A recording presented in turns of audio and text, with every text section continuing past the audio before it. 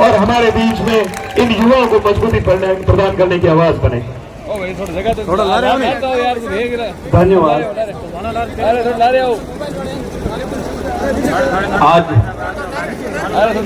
अब मैं अगर संबोधित करूंगा तो नाम कोई जाति पार्टी विशेष रहा जाएगा, इसलिए सम्मानित या पधारे हुए इन युवाओं की लड़ाई के लिए पधारे हुए सम्मानित हमारे जनप्रतिनिधि, सभी जाति धर्म और राजनीतिक दलों से पधारे हुए सामाजिक कार्यकर्ता और हमारे इस बाड़मेर जिले के युवा और जो अपने को रोजगार पाने की जो संघर्ष की लड़ाई और काबिलियत साबित करने के लिए जो ठगे जा रहे हैं, वो सारे पधारे हुए मेरे छात्राओं और सारे बंधुओं।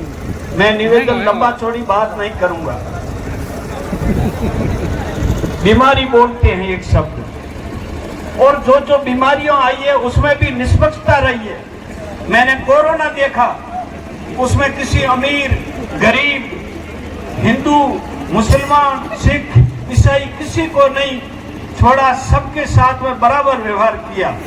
अभी जो बुरी बीमारी है इंसान के लिए खतरनाक है, कैंसर है, वो भी सबको निष्पक्षता से अपनी चोट पहुंचाता है। इसी तरह जो ये हार्ट अटैक की बीमारी है वो भी, लेकिन ये जो राजनीतिक बीमारी है जो इस देश का वो शासन चलाता है, वो बीमारी ऐसी है जो बोगी का नाम सुना है आपने? बोगी है जो दो ही पाहे मोंडा खावे, कोई तो अगले मुंडेर में तो लगातार खावे, लेकिन कदे कदे शनिवार रहते दूधोड़े मोंडे में खाना शुरू कर दे।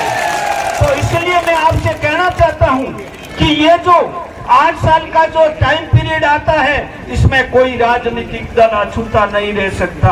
अगर कोई व्यक्ति आज इस संघर्ष में इन युवाओं की, और ये इन युवाओं का मतलब हमारे बच्चे, इस बाड़मेर के बच्चे, राजस्थान के बच्चे, उनके भविष्य को संवारने के लिए, उनको हक और उनको न्याय दिलाने के लिए जो घर बैठे हैं, उनकी मैं निंदा नहीं करूंगा, उनसे आह्वान करूंगा कि कुछ तो आप सोचिए इन बच्चों के बारे में,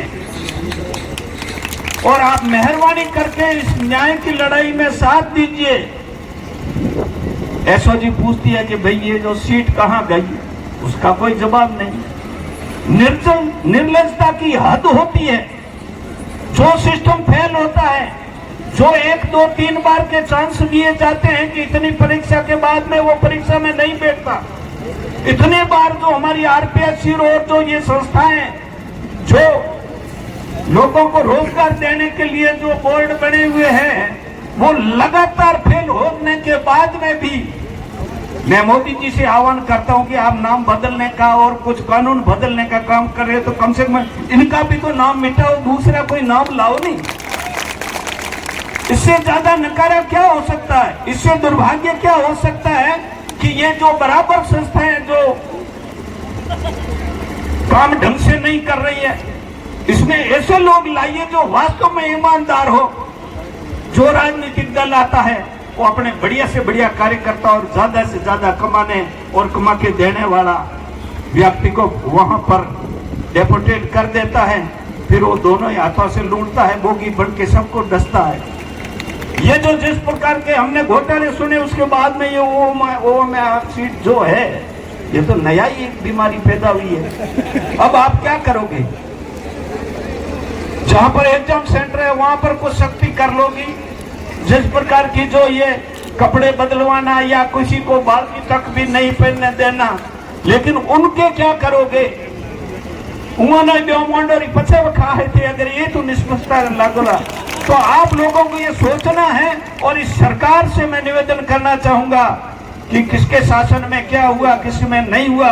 अगर मैं जरा भी इंसानियत और आप में ईमानदारी है तो ऐसी जो नाजायज संस्था है जो लगातार गरीबों शोषितों और जो किस तरीके से जो बच्चों को भेजते हैं अपने पसीने की कमाई का पैसा दे करके, और यहाँ बेचारे बच्चे मेहनत करते हैं, उनके साथ में अगर उन्हें निष्पक्ष और अपनी काबिलियत से अगर ठीक साथ से हमारे सीट भर ली तो उसको आप बदल दो कि उसमें गोले बढ़ा करके। और उसका दूसरा जो पिछली बार जो एग्जाम हुआ उसमें 6 नंबर थे रोल नंबर, लेकिन उन्होंने कॉलम ही 5 दिया।